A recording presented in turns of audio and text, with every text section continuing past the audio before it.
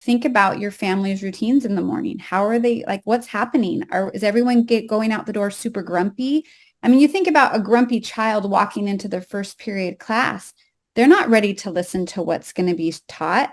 And then that gets them behind in that period. And then the confidence goes low. And so as simple as making your bed, that feeds into everything else. I think sometimes people will look at that and be like, what are you talking about? Making your bed's going to make me do better in math? Well, yes, it is. Like, it really is. And as parents, if we can really grasp that and understand that, then we can reset on our family routines so that we can help when that goodbye happens in the morning, it's calm, it's on time, and it's peaceful with a lot of love so that they step into that first class feeling prepared, feeling ready, feeling, engaged, and their mind is ready to learn. It's not catching up and like recovering from what just happened in the frazzle morning.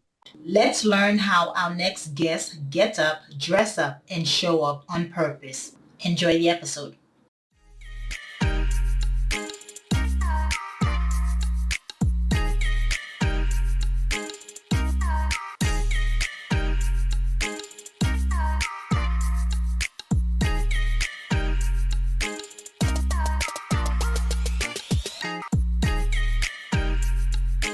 Hello, morning enthusiasts. Welcome to the Best Morning Routine Ever podcast. I am your host, Dr. Lunid, and today we have one of the best shows in store for you because we have three powerful, wonderful women coming on today. I think that's the first time we've done it. Three guests on the show, and I'm super excited. As one of them said, it's going to be a party. So today I have with me Katie, Becky, and Allie, and these women are phenomenal. They are three moms and entrepreneurs who founded I Believe in Me. And I Believe in Me is an online mentoring platform for tweens. So they combine their experience of over 30 years in business, in health, in beauty, and most importantly, their passion to help girls develop self-confidence and resilience. And what better time than to have this conversation, right? Like the social media, the way it's creating self-doubt, insecurity, all that coming at our young ladies, these women have found a pillar to kind of help these ladies overcome the peer pressure, the self-doubt that social media brings along with it. So with no further ado, I would love to bring on Katie, Becky, and Allie. Welcome to the show. Thank Hello, good you. morning. Hi. Good to be here. Yes, such an honor. Now, I love background stories. I know we have a lot to dive into today, but I want to know how you three met. Oh, well, I'll take that one because I roped these ladies in because I love them and I respect them so much and they are related to me somehow. So I started a company and then it kind of came and then it naturally went into I Believe in Me, and Becky, she's my cousin. So our moms are sisters, Yes. and she was really involved in my original company, Singers Company. And as we saw this need, just like you said, we need about these girls facing this mental difficulty right now. I mean, everyone agrees the studies show that there's such a need. And we kind of saw this as mothers. We all have daughters and we saw it coming. And so I knew Becky is so great. She's perfect for this show. She's so great with routines in life and just really being diligent with her time and deliberate. I think that's Becky's word, deliberate with her time. And so she's perfect for this new tween program about coaching for life. So I roped her in, and then Allie is a ball of sunshine. She's the party. And we're in an episode format for these girls. So there's a lot of entertainment value in teaching these principles. We want to keep them engaged. And Allie is so perfect for that. So Allie keeps everybody entertained. Well, like, I do my best, guys. Do my best. Yeah. Yeah, that's a great start to it because then we can talk about where your genius zone is and actually honoring that in other people, right? Because that's one of the big things. You think we can do everything, especially as entrepreneurs. You know that that's not the case. And so I see the dynamic already within this group, and that's what makes it super powerful. But tell us why young women, why young ladies? We know why now, but why? Well, we believe that women have a huge impact on their community and a huge impact. Like, these are the future mothers in 10 years. And we've got to equip these girls with the emotional habits, the skills, the mental positive mindset, and just the confidence that You do you. You be the best version of you because the world needs that version. And just like all of us here are different, like in a garden, our garden mentality is how we teach these girls with the garden theme of growing their garden and blooming to be their individual flower. All of the flowers in a garden are different. Mm-hmm. And because of the diversity, the beauty is enhanced for each other. And so we want women to grow up. We want these girls to grow up in a culture where they can support other women and Mm-hmm. not have to be the same, not have to look at their phone and be a follower, like not try to copy anything that they're seeing online, but to find confidence in who they are. Mm-hmm. And it's just needed more than ever right now. And it's a very specific age frame, with middle schoolers Mm-hmm. where that insecurity starts creeping in. But Building also, yeah, in building middle those school, leaders. Sorry, those Kate. habits start forming in middle school. Those habits that are going on in your mind, those habits that you're doing at school, the habits you're doing in your relationships at home with friends, that's when you're really developing into who you are and who you want to be. And whether these girls realize it or not, they're being so influenced, just like you mentioned earlier, by all these outside sources. So we want to be the source for good that makes them realize that they have gifts to grow and share. The world needs their individual gifts, just like Becky said, and just like you mentioned with the business. Like we all can't do everything because we're not the same and we shouldn't be the same. We need each other to be beautiful. This world needs all the different talents and gifts of everyone, every girl. And you ask why girls? Mm-hmm. And I think it's because studies show they're suffering the most. And I think that women can have actually the most impact because they're building the homes of America. And in the home is where the building blocks start. And so it naturally grew from my original company, which is for elementary age girls, for Singers Company. And it's all about building confidence. And what happened was those girls grew up and the parents kept asking, what do you have for tweens? This is like the crucial part of their life. Like this is when they really need support to have that confidence. And so we were already in the business of girls. We saw what was coming, what the world was offering girls and women, and we wanted to make sure we're part of the good fight where these girls know who they are, know what they can become, what they want to become, and we can cheer them on and help guide them. Yeah. I want to hear a little bit about the statistics. I think there's some staggering statistics about young women, young girls taking their life because of this pressure of that social media, social bullying. So share with us what those staggering facts are. There's So lots of studies out there.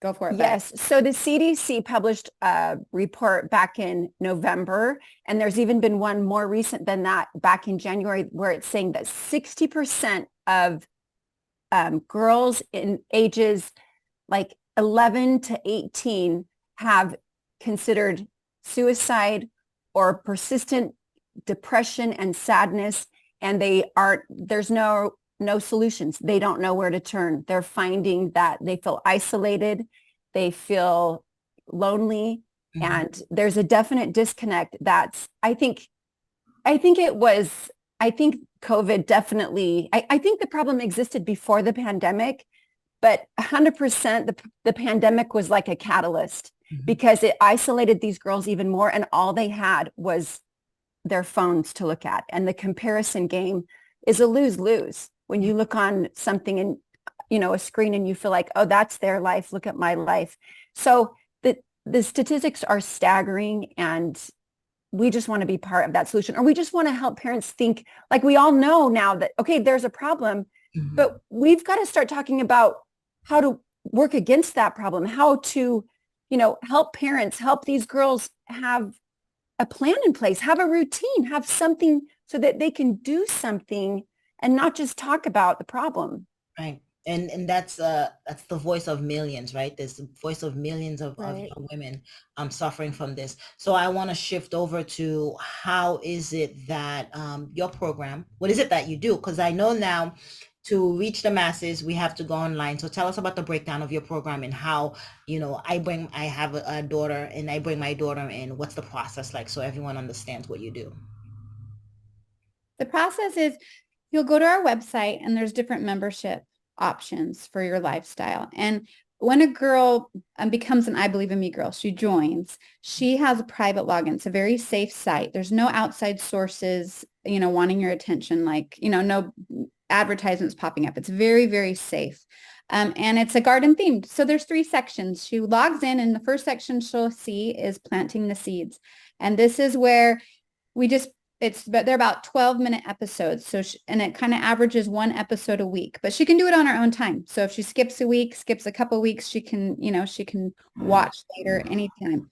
And these are the main points and main principles that are the foundation to cultivate a happy life. So it ranges in this area of their life. So you've got study skills. We've got an episode about study skills. We've got an episode about the gift of your body, how you treat it, how you view it. We've got one about, just like monitoring the areas of your life. We call it soil. So these girls are introduced to, their mind and their heart equal their soil, and I Believe in Me. And you always have to check in with your mind and heart. So there's multiple episodes about like kind of self-regulation, like is this okay for me? Is this website okay? Is this app okay? Is this friendship okay? How does it make you my heart and mind feeling? So we've got episodes about fashion. So planting the seeds is just all about those little life skills. And we have episodes on routines, right? Totally. Time management.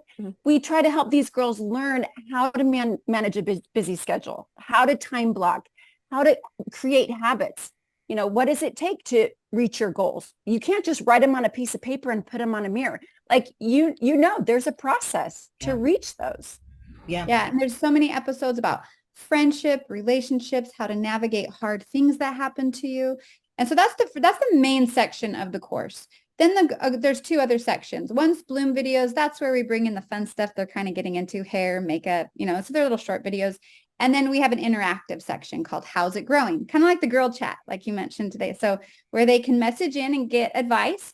And then once a month we gather as a Zoom online. It's totally optional. And we talk about subjects. So we just had one last night all about study skills for the start of school. And it was awesome, where the girls can come and share tips and we just boost them up and cheer them on. So it's just it's online, it's safe.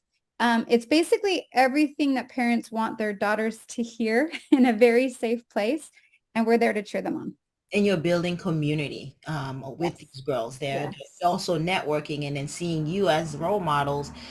They're learning from that. Do you bring others in to do talks of some sort? Yeah, we have a section of our program where we have what we're called contributors, and those are the Bloom videos, and those are our experts. Those are the people that that come in and give them little insights on fashion and makeup and hair. Kind of like Katie said, we've had Dr. BJ Fogg on, and he talked about tiny habits, and he talked about routines and how to set those and how to tie them to positive emotions. And if you're wanting to build new routines or new skills, this is how you do it. And we give in everything that we do, we give the girls like step by step, easy, digestible way to accomplish what what they've got, a goal that they have at hand. And so we give them the formula, we give them the tools, we give them all the things that they need in order to succeed. And it's just the greatest thing, because you probably remember everybody was that middle school girl at one point where they were unsure and awkward and maybe not sure if they fit in here or there. And we just give them all the things that they need. It's like the ultimate middle school guide to promote a happy and healthy, positive mindset that will then take them. They learn these things now, and it takes them through their adulthood, and they become positive, influential women in society that are able to help and change the world. Yeah, and I love that you have the bloomfully, and that's just them blooming, right? The flower blooming and growing, and as you say, growing to phenomenal women later on in life. Now, Becky, you mentioned something earlier about how to attain the steps and tools to attain their goals. We're going to talk all about habits, and that's like my genius zone. I get excited. Oh, me too. Me too. I love it. But I want to talk about, like, say I have a young lady listening. What's the synapse of how do you kind of walk them through how to attain their goal? What are give us like 3 steps to do so? Well, you said 3 steps. I'll try to make it simple. But first of all, we teach the girls that goals have to be attainable and they have to be specific. So we give them that SMART acronym where they have to be smart, measurable, attainable, so just to make sure that they're not too lofty in their goals, because we don't want to discourage them. We want those goals to be achievable. But then we try to break it down to bite size, to tiny size, because we believe that success is created on a daily basis. So the tiny habits. So let's say, for instance, one of our girls wants to make the soccer team, and we want to break it down to, okay, what could you do on a daily basis? Hopefully she has a routine in place and she has anchors. She has things she's already doing. And maybe it's her after school routine that we look at, where she wants to put in 10 minutes of going out in the backyard and practicing her shots to the goal or whatever it might be. So we insert that little habit, that practice into her routine after school. And then we teach her that when you accomplish that, when you've gone out and done it, you've got to celebrate that. You've got to say to yourself, look at me, I'm awesome. Because that's going to create the positive emotion, which is going to reinforce that she's going to want to do it again tomorrow and the next day and the next day. And soon enough, our cute little girl is going to have done this 30 days in a row. And she's going to be that much more prepared when it comes for soccer tryouts, right? So it's things like that, with helping her see where a big goal might be attainable by breaking it down into our tiny daily habits and our routines and celebrating those wins. Yeah, well put. And no matter how tiny or micro they are, because it's teaching the brain that it's been there before, and the brain starts Exactly. looking for that, repeating that same behavior. Yes, we've got to create that positive dopamine pathway, right? Because these girls will want to come back to that great feeling. That's where the confidence comes. It's like, I'm the kind of girl that I set my routine and I do it. Look at all these things I accomplished this morning. I'm amazing. Yeah. And even if she doesn't make the soccer team, she still feels awesome because she's progressed so much and she's created that steady habit, which brings that confidence. Yes. She can't get sad that she didn't make it because she knows how much she's improved and how much she has put into it. And she can just wipe her hands and brush her and just still give herself a pat on the back because she's progressed. She's grown. Yeah, it sounds like it's super customizable. Even with the platform that you're using, doing it online, it still is tailored, right? It's not it's not a cookie cutter fit type of program, because it sounds like goals are different. Yes. Yeah.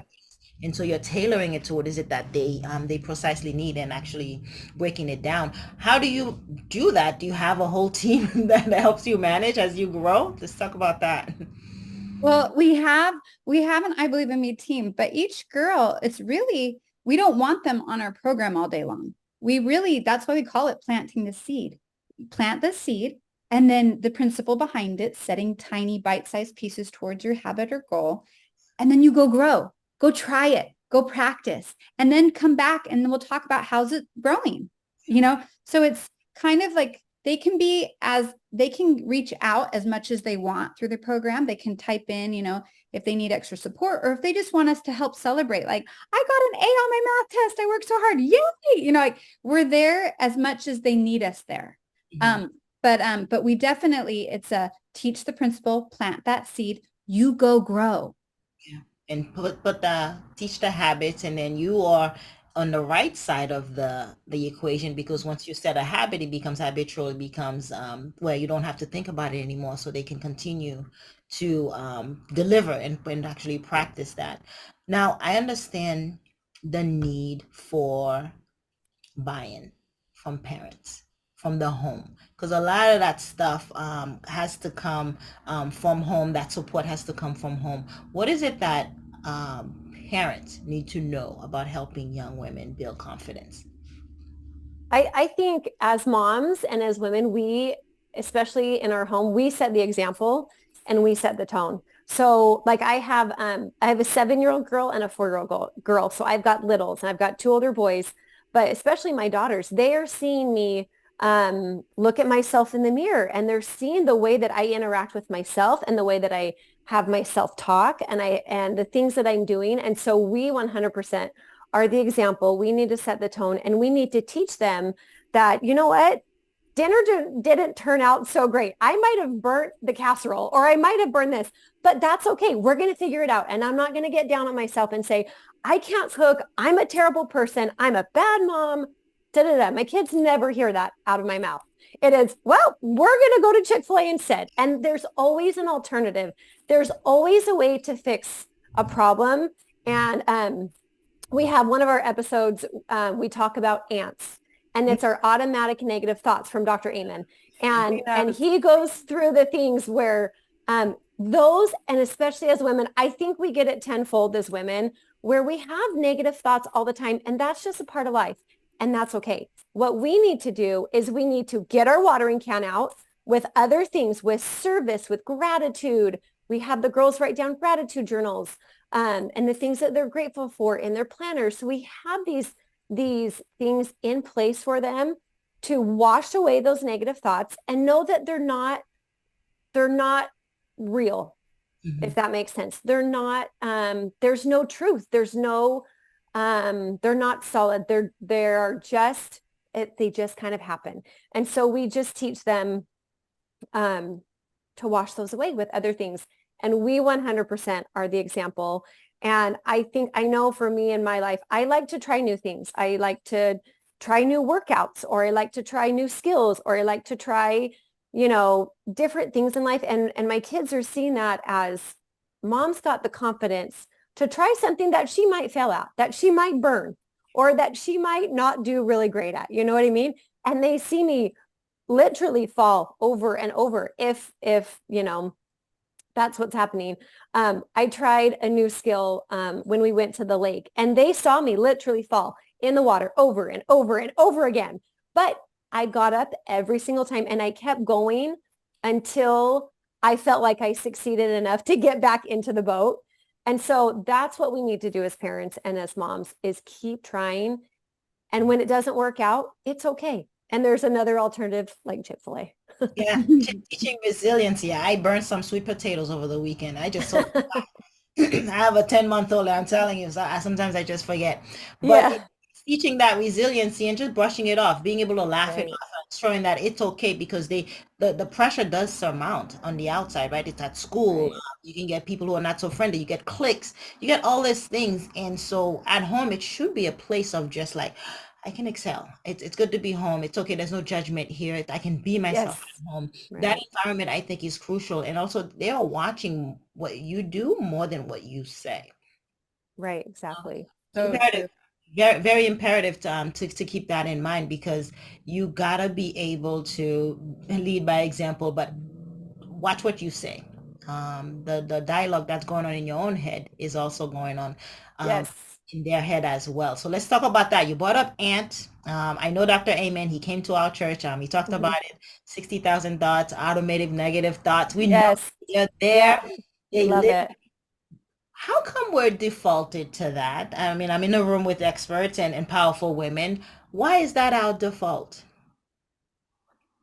I think we live in a world where it's, just the social media alone is putting things out there that look perfect. And even though we know they're not, it's just repetitive over and over, or they just put kind of like what the media or the world standard is. And you just see it over and over. It's almost hammered into you. And I think that's just kind of like a habit. You know what I mean? You're seeing it over and over again. So you're repeating it over and over in your brain, whether you're not measuring up, And I think you really literally have to fight back. You have to fight back against the natural tendency to go there. And it doesn't mean you're a bad person, or like Allie said, it doesn't mean that like you're just innately like bad or not measuring up. No, it's actually the opposite. It's like an opportunity to show your strength. Like, no, like I know that negative. No, that is not staying. That's not, to be a little bit sassy kind of, and just like, no way, no way.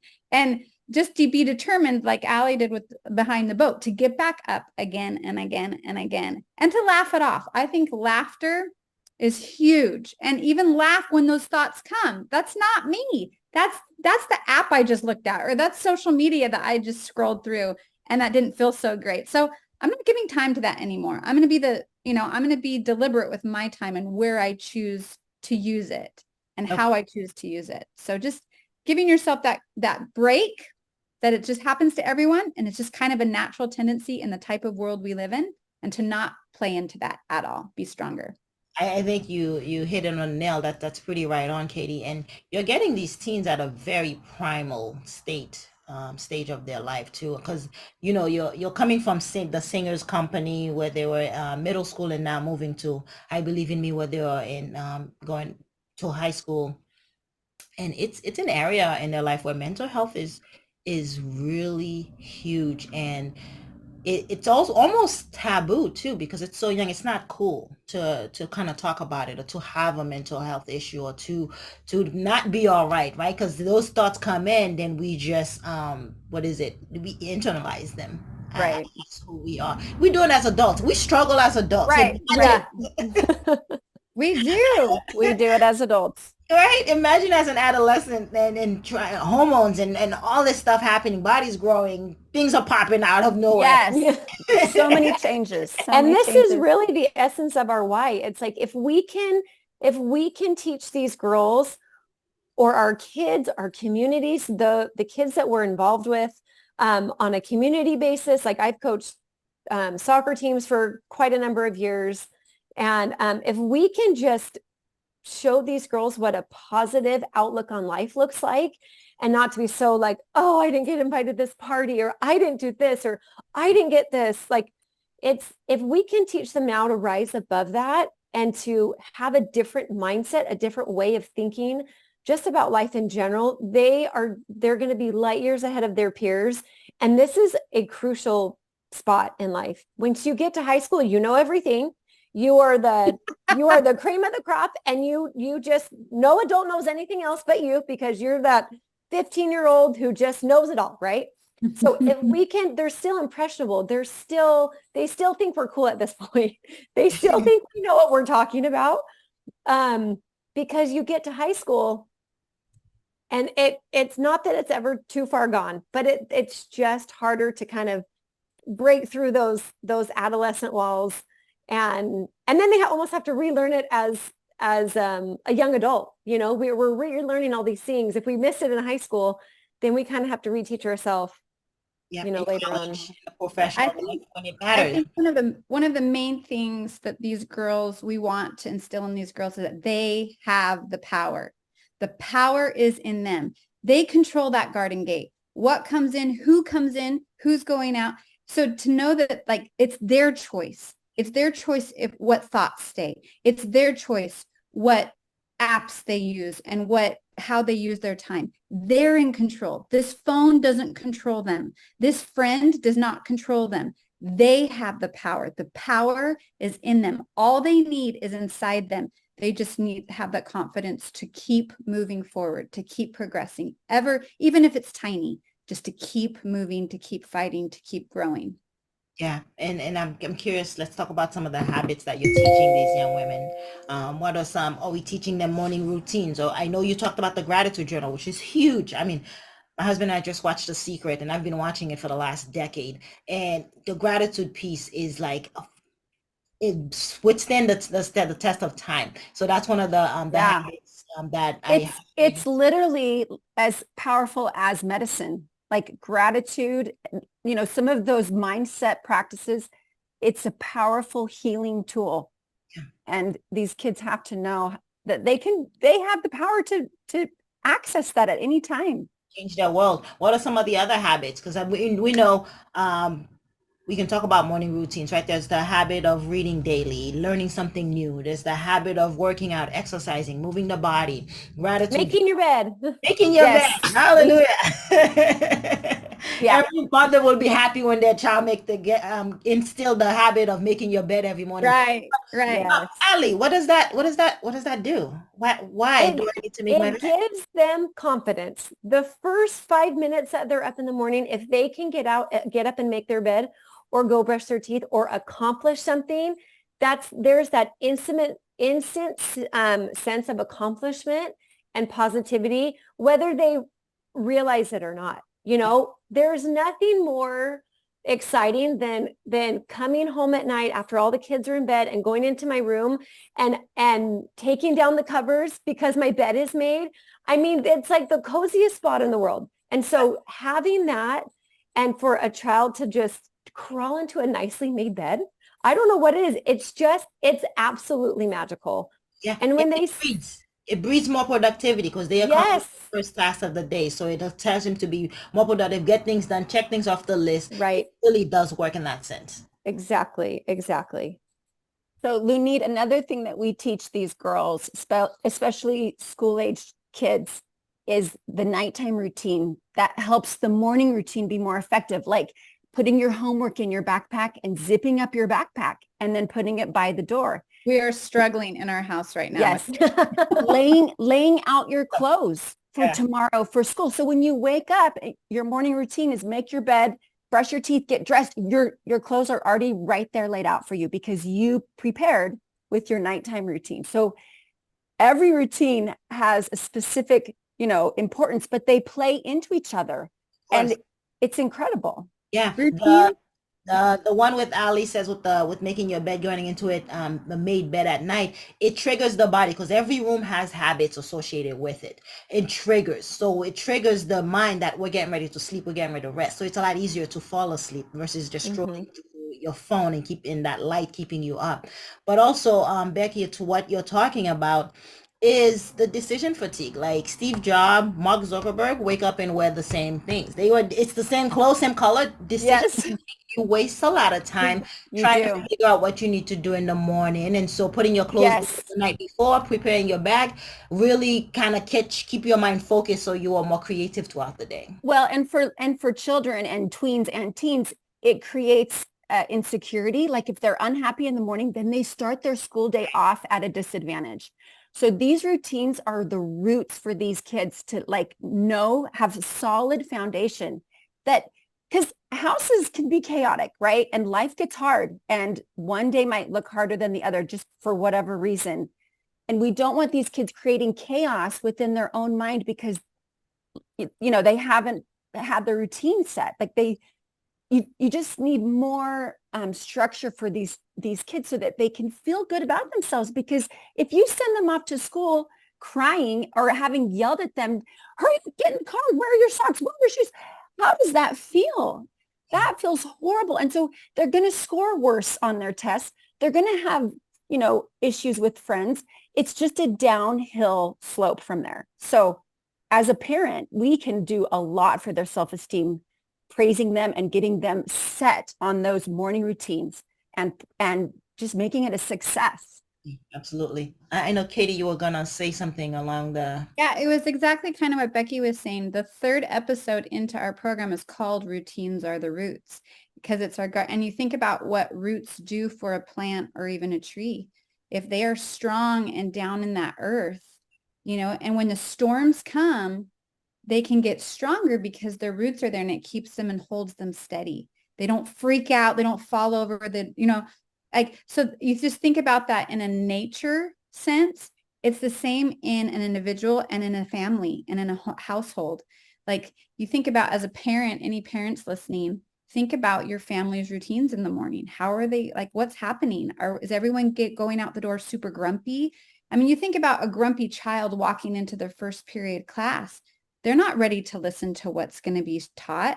And then that gets them behind in that period. And then the confidence goes low. And so as simple as making your bed, that feeds into everything else. I think sometimes people will look at that and be like, what are you talking about? Making your bed's going to make me do better in math? Well, yes, it is. Like it really is. And as parents, if we can really grasp that and understand that, then we can reset on our family routines so that we can when that goodbye happens in the morning, it's calm, it's on time, and it's peaceful with a lot of love so that they step into that first class feeling prepared, feeling ready, feeling, engaged, and their mind is ready to learn. It's not catching up and like recovering from what just happened in the frazzle morning.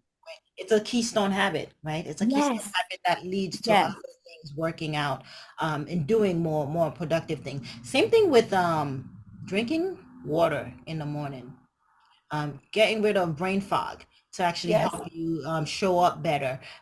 I mean, it doesn't entail doing a lot of things. It's just grabbing a glass of water and hydrating first thing in the morning. But these keystone habits really are domino effect to better habits throughout the day. It puts you more conscious of what you're doing, and they're small, and we're not asking them to meditate 15-20 minutes of the morning. We're not asking them to go for a run before they go to school. We're saying do things that you would normally do that you don't see, that's tedious, that doesn't seem like hard work, but are actually super beneficial if you do it. Making your bed and drinking water, it's super Yes. simple.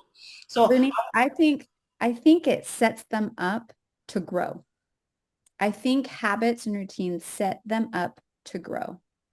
And if they don't, it kind of stunts the growth, mhm, or the, it can. the power of Mhm. morning routine. That's why the show is called Best Morning Routine. I know. I love it. I'm learning stuff. I'm taking notes while you I say love it. Woo. I love it. And Best morning routine ever. and while a middle schooler might not be able to do like a 15-minute meditation, we do encourage them to put a mantra on their mirror, because that's a positive thought that they can look at while they brush their teeth and repeat it. That's a little baby tiny form of meditation. It's an affirmation for them to say, super easy in the mirror. Affirmations are big, and I'm looking forward to hearing your morning routines, and we're gonna get into it in a minute. But affirmations are super super powerful, and just even writing the journal piece you put, that's a form of meditation as well. Yes. Writing is meditating as well, because it allows the mind to kind of focus and be able to be intentional. I know, Becky, that's your word, being intentional with Yes. thoughts, being intentional with the energy. So morning routines. How do you get up, dress up, and show up? Share with me what your morning routine is, because you got to live by you being watched, right? So example. That's right. Totally. Let's That's talk right. about it. Who wants to take it? Who wants to go first? I'll go first. Okay. Okay. So my morning routine, like Becky said, one kind of feeds into the other. So my morning routine starts the night before, and first thing I've got to do in the morning is I've got to move my body. Before my brain actually starts to work, I've got to move my body. So the first thing I do when I get up is I go work out. Yeah. So last night, just like every day, and I started this routine in high school because I had to get up super early for early morning class, and I had to have my clothes laid out because I knew that if I couldn't find that white shirt, or if I couldn't find my cheer uniform or whatever I was supposed to wear, the entire day was chaos. And I really just lost sense of everything I had to do that day. So I set out my clothes the night before, socks, shoes, all my workout things. I have my bag downstairs. I have my water. First thing I do is take my drink of water as I'm walking out the door, a little something to eat on the way to the gym. And then when I get home then it's the chaos of the children. I've got 4 under 11 years old. And so that's getting everybody out the door and breakfast fed and all the things going. And then I can start my own personal quiet time, meditation. And then I can get into work and the things that I've got to accomplish today. And one thing I've seen over the years is we shift as a family our routines. What sometimes things are working and sometimes things aren't. And I remember for a time we had kind of chaotic mornings, and it was always because I was telling the kids, go run back upstairs and brush your teeth. Go run back upstairs and brush your teeth. And I'm like, this is not working, because they're like, Mom, I'm late. I don't want to. I'm like, you have to brush your teeth. So what we did is we switched that routine. It's still the last thing before they walk out the door, but all of the toothbrush and the hair stuff and everything is downstairs in our bathroom. And we switched up that routine. They do all their things. They change their clothes and make their bed and kind of organize life, eat breakfast, get their backpacks, and then brushing their teeth is the last. And I love that we can switch and adapt and move things around when we need to. And there's 4 of them in the same bathroom brushing their teeth, and it's chaos sometimes, but it's so much better than run back upstairs. Get in the car. You've got to go.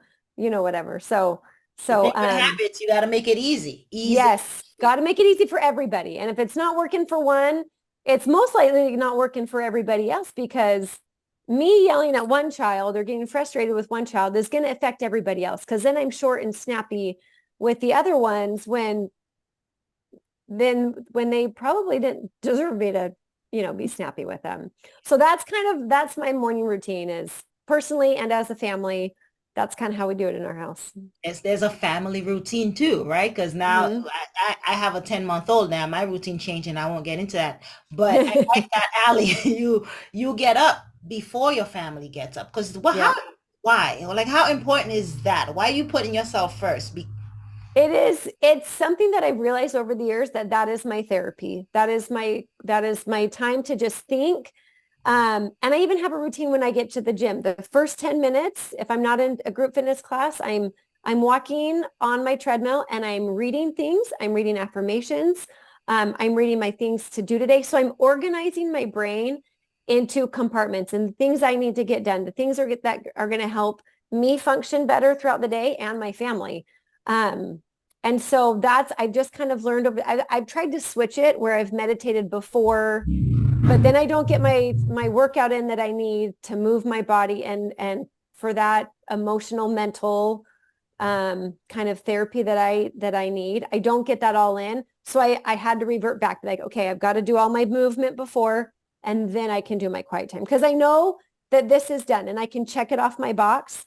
And then I'm not stressed about my quiet meditation time and personal study time. Yeah. What's a non-negotiable for you? I think all of that. There's not one. You just need, it all needs to fit in. It all needs to fit. We were just on vacation last week, and obviously that routine had to change, but then it's adapted in other ways. I can move my body later. I can do a quiet time later. I can do my personal study and my meditation, gratitude, writing down the things that I'm thankful for and kind of just remembering those things.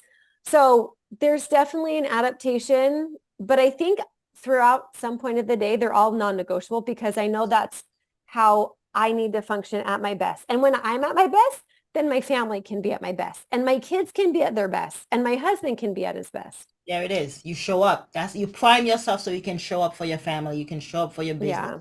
Yeah. Because that's the most important is that family unit.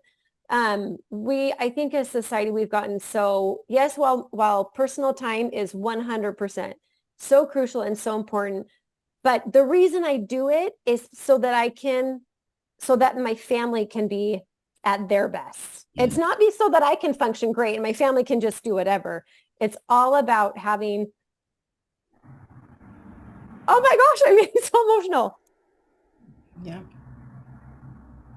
It's for everyone else.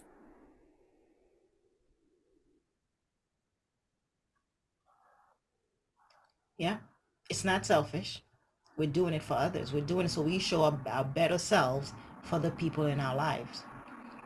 And you do it for the girls you work with. You show up so you can make sure they have the better version of you. Exactly. Yeah. Thanks for sharing, Allie. Yeah. Wanted. I promise I won't make anybody cry. Woo-hoo. No. All right. Somebody else talk now. Go, go, go. It breaks our heart pretty easily. Katie. That's amazing. Oh, my routine. So you're talking about non-negotiables, and I think I'll start there. My non-negotiables when I wake up is my time with God. And I have to. I've just seen too many miracles in my life because of him. And really, if I'm honest, this whole program is because of that non-negotiable. That's when the inspiration comes in my life of how to manage my children, how to be a better mother, be a better businesswoman, be a better community member. And so I have to wake up before my children. It's a must. And so, that hour right now is 4:30. That's when I've been waking up lately because my family this year has just needed it. And what's on my plate, business wise has just needed it. So I'm up at 4:30 and I'm in God's word for a good half an hour. And then when that's done, it's usually the exercise. And it depends if it's my running day with my friends or if it's my home workout. I like to get to the gym, but I know for me, I don't have time to even travel. I've got my minutes matter so much that it is grab the weights from my closet and get it done as efficiently as possible to keep my body be able to move. And then as soon as that's done, it used to be throw a load of laundry in, but I have learned that this year my laundry has turned to the nighttime. I had to switch up my routine this year just because of what was happening. My son's on surf team. He goes out early and I've got to have a lot of food prepared in the morning. So as soon as I have my time with the Lord and then I exercise and get my body moving, and then it's breakfast prep and it's lunch prep. So I'm making 2 meals at once, and and I just make sure that like they've got what they need. I have my mindless routines, my meal routines. So, Mondays are scrambled eggs and muffins, and Tuesdays are pancakes, and Wednesdays are oatmeal or an acai bowl, and Thursdays are another egg sandwich, and Fridays are always fancy pancakes. And so like that's my mindless. I know what I'm making that morning. My kids and I, as a mother, that routine, and this is where I'll get emotional, of just making breakfast shows so much love for my kids. And it's like they can't get mad at me because they know that when they come downstairs, I'm already up, something's bubbling on the stove, and it's And for the them. house smells good. Yes. And and that's another thing. I turn on music. I always have like soft acoustic guitar music going. Or if it's holiday, I'll have just something soft that's peaceful. So when they come down in the morning, it's something yummy to eat or to take. Sometimes they're running out the door. So they're taking their breakfast and their lunch out the door. So it's food prep. And then it's just helping them with any routine, when their routine doesn't go well, I'm there. I've done all my stuff. I'm ready for like the things that, where's the uniform? It's in the drawer, and so I'm kind of the damage control. and then they're off on their way. And then once they're off on their way, I try to clean as I go. So as soon as my kids are gone, I hate getting ready. I don't enjoy getting ready. Like it's a waste of time to me. So I try to have the house ready and I can close up shop in the kitchen. Kitchen's closed. It's clean. It's ready to go. And I can hurry and get ready so that I can tackle my business. And so that's kind of my morning routine, which starts the night before. I'll sit on my bed. I have my planner and I'll look at the next day and I'll check out my weekly list. Okay, what can I plug into this day? What does it make, what makes sense for this day? And so, and I have my weekly routine. So I know what I'm doing on Tuesday. I know what I'm doing on Wednesday. Generally, it doesn't always go perfectly, but I kind of know the building blocks of that day already. I just need to get a little bit more specific the night before. And then it's 4:30, it's go time. Yeah, I knew I saw God's hand over what you guys do, and I was gonna mention it earlier because when you first started talking within the first 30 seconds, it's almost like it's in alignment with His word. It's in alignment with what you're doing, and so you actually talking about spending the first half hour in God's word makes total sense. Yeah, I can for sure see His guidance over what is it that the wonderful work that you ladies are doing.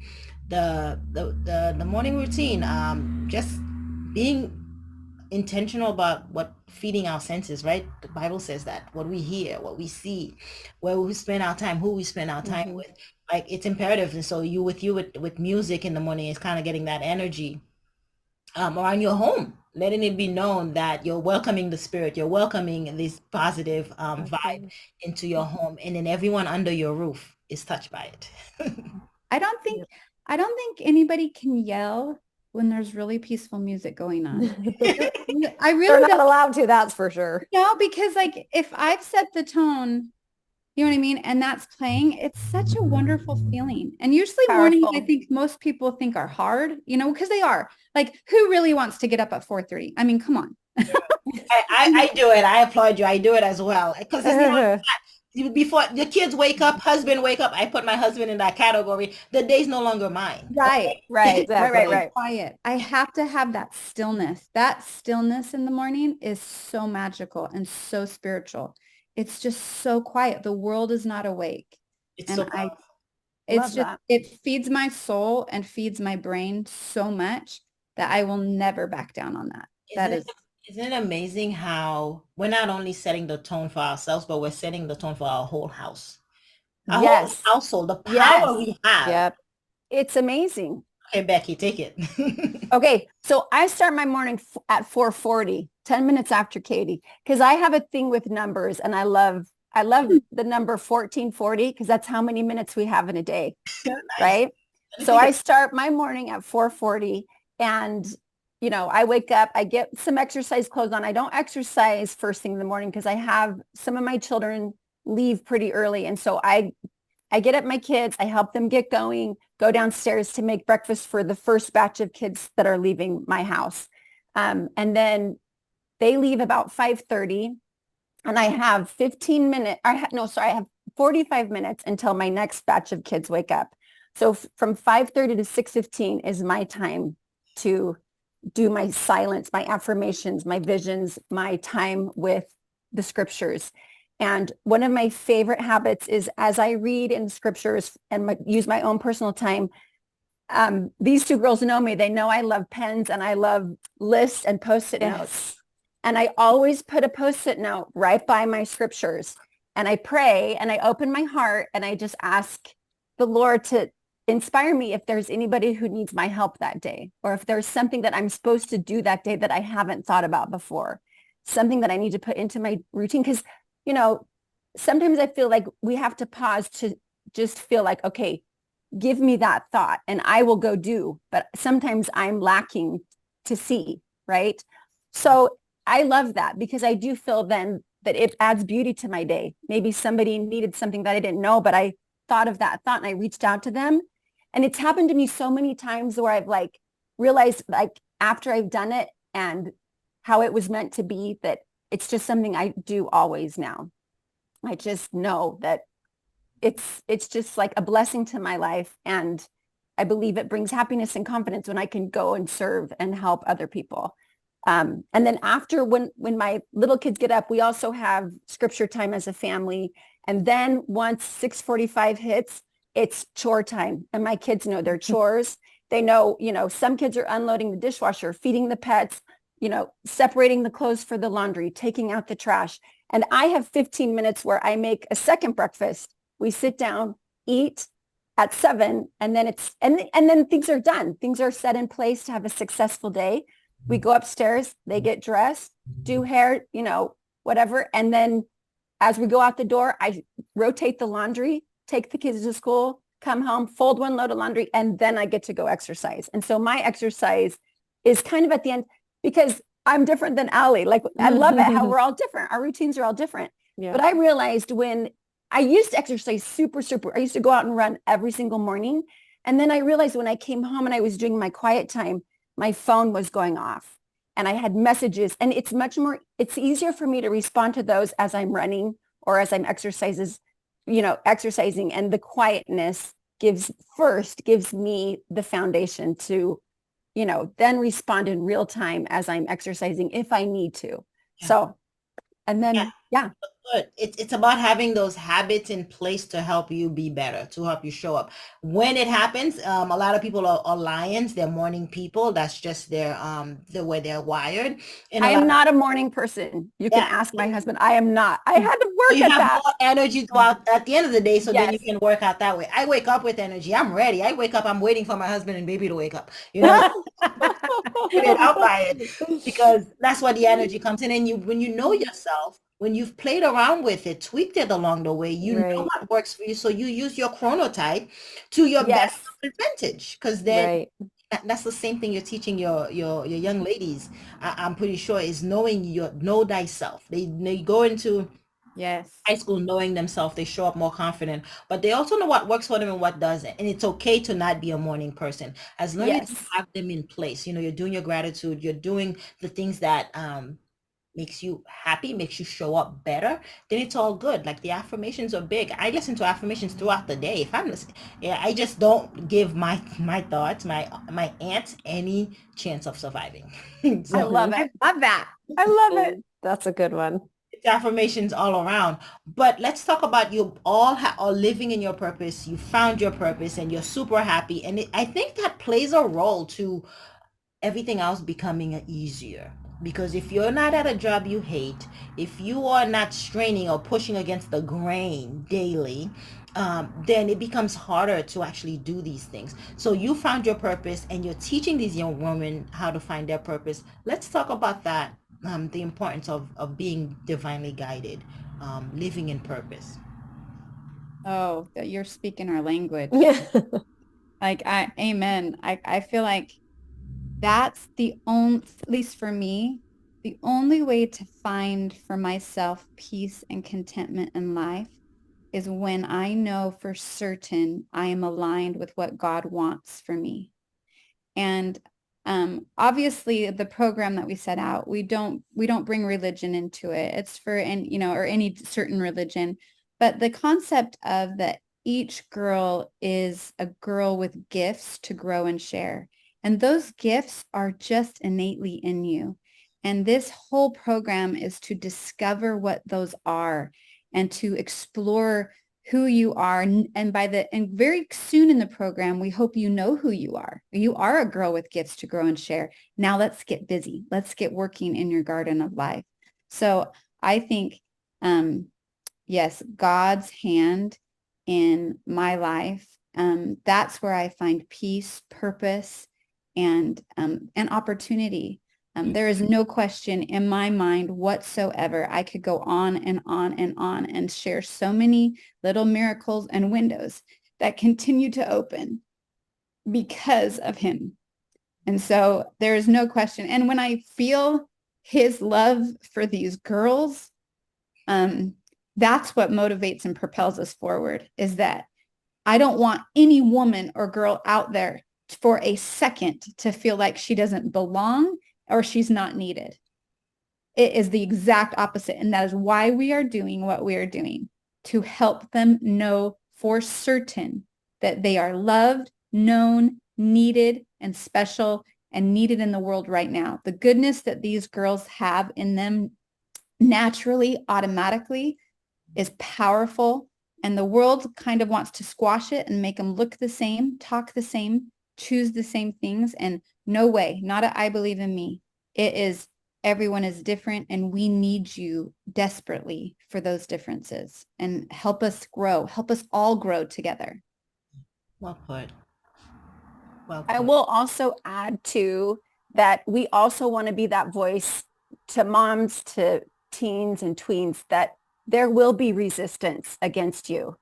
And even if you have found your purpose and you know who you are, that when that resistance shows up, because it will, that you have the power to choose light. You can fight for that light. And when the resistance comes, just know that you have the power. You hold the keys to create your own happy and to fight for that sunlight and to keep coming back to the things that you know make you you. And it's okay to have resistance. It makes us stronger, right? Just like we've talked about today. Those kinds of things, the little adversities in our life, they're going to show up, and we can get through them. We can get through them together. But to know that, not to give up, not to give in to the ants, to the negative self-talk, to the discouragement. When life gets hard, when life gets hard, the strong get growing, right? Is that right? We got to get growing. We got to grow and progress forward, and then share that with each other and with the world, because the world needs every little bit of light. Yeah. Do you find it that to find your purpose, I know for me anyway, that I needed to be still. I needed to practice those gratitude journals. I needed to practice those silent moments. Do you find it that the habits, the routines that you're priming your young ladies with is in return going to reveal that gift? Oh, absolutely. 100%. Yes. If I was not doing my morning routines as a mother and as a woman, I would not, my life would be a frazzled mess, and I would not have the direction or the ability or the time. Because of the routines of myself and the household, I have time to do these things. Like Becky does have time to go serve that person. Like you're creating time because you've been deliberate with your day. Mhm. And so if we don't have those routines, you're right.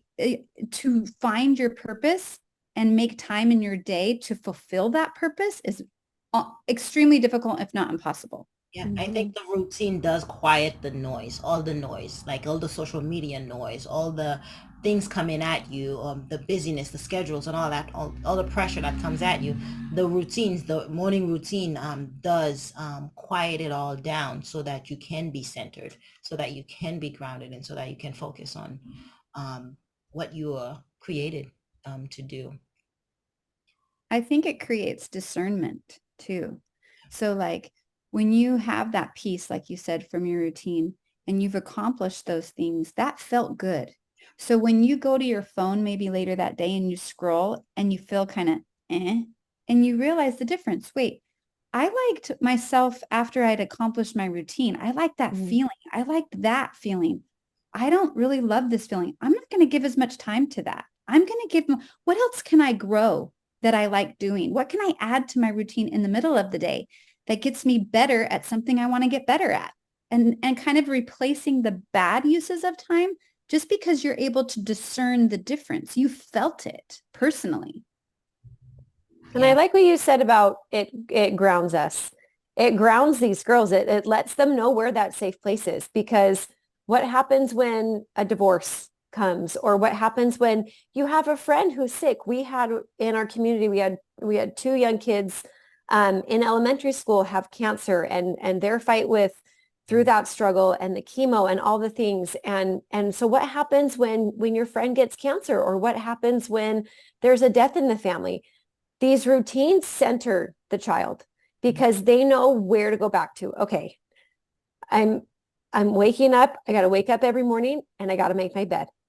Whether the rest of their routine happens right now or not, it's okay. It's okay because they're just trying to get to the next thing when those big adversities come, or when they move or go to a new school. All of these like big life experiences that are bound to happen, yeah, like Becky said, like the adversity will come. It 100% will come. But with routines, these girls and these kids in our community, they know where to fall back to. They know where that safe place is, and they know where they can feel accomplished and positive and growing, um, with that one little task yeah, of making your bed or getting up and brushing your teeth. And then once they get confident with that, then they can build on the next. Then they can add the next thing and the next thing. And then pretty soon they're back to being a kind of a full functioning, person again. And that happens as adults too, is we have these things that happen. Um, and, and we always know where to go back to is yeah. when you've got that routine in place. It's an easy place. It's a safe place. It's a great, and it's a solid foundation for you to always go back to. Yeah, I love that you touch more on that, because it's almost like what happened when your back is against the wall, which is always going to happen, right? Right. So where do you find that strength to push forward, or so that you don't resort to, if you don't go back to yourself, if you don't go back to your word, as Katie says, or to God's word, you don't have something to fall back. And when your back's against the Right. wall, you go into alcohol, you're looking for friends to satisfy you, you're looking for friends to make it better, and Right. smoking, like all this outside forces, Yeah. Yes. that you And don't, just not getting out of bed. That's depression. huge with Yeah. depression and anxiety and isolating yourself. Um, that's a big one that you see a lot of kids revert to is just them isolating themselves from everybody else and kind of shutting themselves out. So with the routines, again, it gets them going and getting them back on their feet. Yeah. What are some of the few success stories? Because I know I've taken way too much of your time, but I mean, it's just nice talking to you, ladies, It's and so fun. Wonderful. some success stories, how the program has actually helped and shaped some of the young women success stories that you've seen over the years. We haven't been in business too long, actually, but what we've seen so far, one of my favorite ones, well, really right out of the gate, there was a girl that was like, we got the most beautiful email from a mom. We've had lots of testimonials, but this one really just like touched our heart so much. It was a lengthy email, just bit by bit, all the changes, the positive changes and things that her daughter was trying to just like she's noticed she went to bed earlier. She noticed she's working with through her routines. She's being self-motivated. She's happier. She's pulling out an old musical instrument that she hadn't played in a while. She friend issues didn't hurt her as much. She was navigating those better. She had a more positive mindset. Another one that I can think of, and then Becky and Allie can add any that they've known, but is we're trying to let counselors know at schools that we are here as a resource. If they, in their expertise, because they're on the front lines of this, really, they are meeting with those sweet girls, and especially the ones that every girl can benefit from this program, and it is for every girl, but those ones that are just really, like Allie said, feeling isolated, lost, don't really know where to start.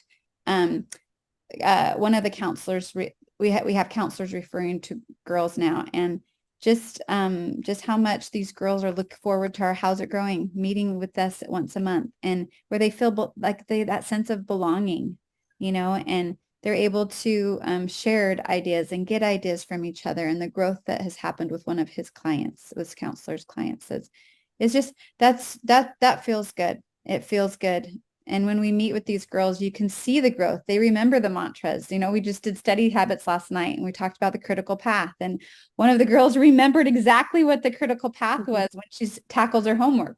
Which assignment do I do first? And we help guide them with how, the most efficient way that they can do it, that gives them success and the feeling of success quickly. So we've seen a lot, just in general, happier, more self-motivated, stronger girls. Building stronger women in the process. You ladies are passionate about what you do, and I want to give you an opportunity to let us know, how can we connect with you? How can we find you? Mothers who are listening, twins who are listening, where can they find you? Social media handles, all of it. The easiest way is to go to bloomfully.com. That's the website, and then you'll see I Believe in Me. We're a singers company based on your age. And then Instagram, social media, that's I Believe in Me Girls. Mm-hmm. And that on Instagram and Facebook. Yep. Yeah. And it really just shows the snip, what the program looks like, what the results are, what the messages are that we're sharing with these girls. It really shows the ins and outs and the success too. And are you partnering with schools? You mentioned the counselors. How can organizations get in on this? Same way, there's the bloomfully.com, and then just contact us through there, and we'll receive those messages, and we can set up a way to connect and bring it to your organization in a way that makes sense, and partnering together to help these girls. We would love that. It is well needed, and the time is now. Ladies, your favorite affirmation. Mine is I am safe. What's your favorite affirmation? I love that. I love that. I think the one that I love the most, I think, is I'm awesome, she's awesome, and we can all be awesome at the same time. That was mine too. I love that one because it's so good. It just incorporates everybody has gifts to grow and share. Yes. And each other. And it's just awesome. And it just preaches individuality, and just you can all be amazing and beautiful and perfect in your own way. Yep. I have a ton, but I will share one that I say all throughout the day. It's a mantra that I use because I am a recovering perfectionist. Like I used to, it's life, I kind of was my worst critic, right? So I've been working on that. And my favorite thing to say to myself, and I explained this to my daughter like a few months ago, and she's like, Mom, that's kind of depressing. But I'm like, wait, hear me out. But I always say, like, if I come into a room that needs to be cleaned up, or because I have 7 children and life is chaotic, right? And so if I'm trying to do a task and I only have 15 minutes to do it, and I try to do my best, then I look back and I can say, at least it's better than it was. Mm-hmm. It may not be perfect. It may not be perfect, but at least it's better than it was. And my oldest daughter was like, Mom, that's kind of depressing. But I'm like, yeah, but guess what? It shows that I'm appreciative of the effort that I could give, and that what I offered in that 15 minutes of cleaning up was enough. And now it's time to go pick up my kids, right? And now it's time. That is, Becky? It's progress, not perfection. Yes. Progress, not perfection. But it's my mantra of saying, good job, Becky. At least it's better than it was. All right. I'm awesome. Yeah. I got this. And as a mom, that's all you need is at least That's it's all better. you need. At least there's only 5 loads left and not 7 to fold. Exactly. Right? Exactly. At least it's better than it was. Speaking of Exactly. loads, it sounds like the more kids you have, the more you do laundry daily. Oh my yeah. goodness. Oh, every day, all day Every long. day. I need a new laundry routine. Can somebody help me, please? I'm not even going to show you what my couch looks like right now. There is no laundry Hey, routine. None. just spend 15 minutes, Allie. At least it's better Okay. than it At was. least it's better than it was. Done. Yep. That's great. Yeah, we're real, right? Real women with real problems. Doing Oh, that yeah. every We day. got real problems over We're not here. claiming perfection, but we are claiming progress in a really Growth. way. We Yeah. can do it. It's amazing. My 10-month-old has a routine. She gets up and read every day. I read to her every day and she loves it. But also how you speak to your children. And I want you guys, as we part ways, to tell me about some of the how you're speaking life into your kids, because it's not just what you're doing helping the women, the young ladies outside of your home, but within your household. And for my daughter, it's like you're just I would say things like you're just that type of child. You're amazing, you're awesome, you can do whatever you want and anything you want. I really don't want to have to deprogram her later on. I'm programming her Right. now. And so let's talk about some of the life, the power of tongue of life is in the tongue, right? Tell me about some of the life speaking things you're saying to your kids, and you verbally say it, not just think it. You like Oh, let it yeah. go. I have two, like I know right off the top of my head. I always love to tell my children after I've been to one of their activities, whether it's a dance competition or a soccer game or a volleyball game or whatever, I always say, I love watching you play. I love watching you dance. I don't care if they lost or won or came out first. I just say, I love watching you do what you love to do. And then the second one is I always tell my kids, you are such a hard worker. Thank you. You're such a hard worker. Good job. I prefer not to praise my children about like the end result of like, oh, you got an A. Good job. You're an A student. You're so smart. I try to say, you're a hard worker. Good job. You worked hard. Good job. Like that. Yeah. Something I always tell my, well, I try is just when I can tell they're discouraged about an outcome mostly, but it's almost everything where it's like, all you can do is your best. And your best might look different every day, but you know if you gave it your best, and that's what feels good no matter the outcome. And it's not so much words too, but I don't know how, to be honest, I don't know how we've done it, because if I'm going to say this out loud, I know sometimes people are like, wait, what? But we do not yell. We do not yell in our home at all to each other, the kids. We just don't. And we just don't. And I think my kids have really noticed that, like in their friends, when the way that they're allowed to talk to their parents or they talk to each other is huge. I feel like that is step one in a family for how people treat each other and the respect you give to another human being and adults, whether it's your parents or a teacher. We just never yell, and we don't use sassy talk. There's no attitude, and the tolerance for that is absolutely zero. And we don't get mad at them by yelling. I don't know. My husband's family did this, and I don't know how we've done it, but we've done it. And I can totally, it makes all the difference. Yeah. Well, thanks for sharing that. I'm taking notes. Me too. Mhm. I am. So in our home, I think kind of along the lines of what Katie said is really the tone that we're using. And I'm a very loud, just by nature, energetic person. And so as I'm getting frustrated with my children, I try not to let that personality trait come out, and I'm trying to teach my oldest, who is very, it's going to do him so well one day, but he's very argumentative with me, and we butt heads a lot. And so I'm trying to teach him, Riley, it's not necessarily the words that you're saying, but it's the tone that you're saying it. It's the tone that you're using with me. It's the tone that you're talking to your sibling like that, or it's the tone, and then he'll come back to me and be like, Mom, you could have said it this way. I'm like, oh, you know what? You're right. I could have said that a little bit better. And so we're really trying to work on right now is the tone that we're speaking to each other. because you can say the same phrase with two different tones and they can mean two totally separate things. And so we're trying to teach them to, in order to communicate effectively and positively in our home, that we have to use the proper tone. So when you're giving me a sassy comment, like, oh, that was a good dinner, or that was a great dinner. You know, those are two totally separate things.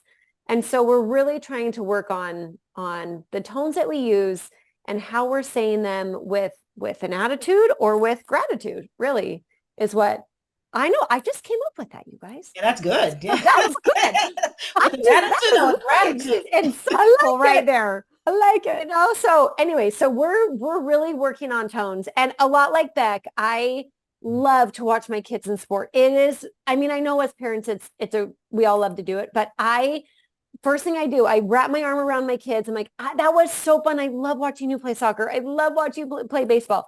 And everybody that knows it, I could sit on a baseball field for hours. I love it so much. I love watching the kids. So knowing them that yes, while mom, does a lot of other things, my most prized time in my day is watching my kids thrive at what they love to do, and sharing that with them.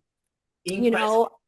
Yeah, I'm one of 7 kids, and I remember having so many sports when all of my siblings, and it was like, okay, you had a great game. Now get in the car. We're going to the next, and da-da-da. And there was never, I know my parents liked being there, but I don't know that they ever really expressed, maybe my dad, but there was never that like, it is so fun for me to watch you.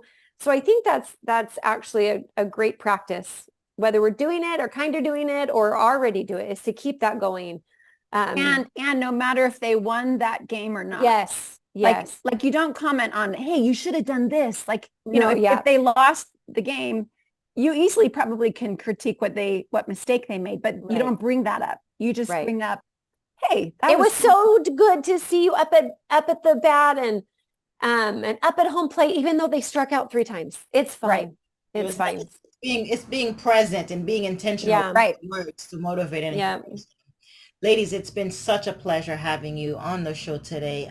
Becky, Allie, Katie, I mean, phenomenal women. Thank you for all that you are doing, the young ladies that you're helping in your household. Believe in me. I believe in me is powerful. And I thank you so much for sharing that with us today at Best Morning Routine. You bet. Thank you for having us. My pleasure. Hope you enjoyed today's episode.